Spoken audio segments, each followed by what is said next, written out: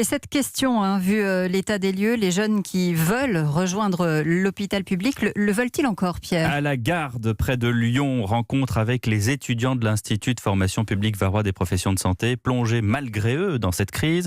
Ces futurs infirmiers arrivent à la fin de leur formation et doivent désormais s'orienter vers le public ou le privé. Frédéric Michel les a rencontrés.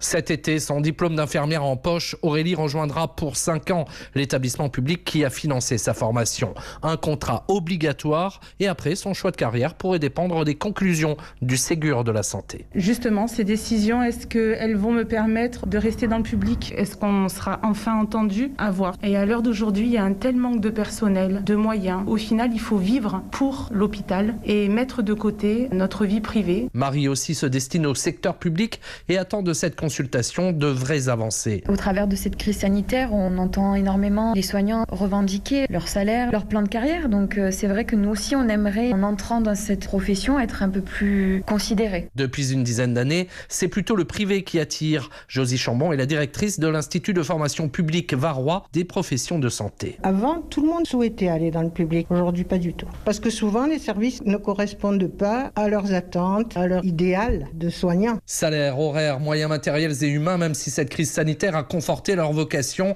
ces futurs personnels de santé ne veulent plus se laisser bercer par des promesses. Frédéric Michel à la Garde, près de Toulon.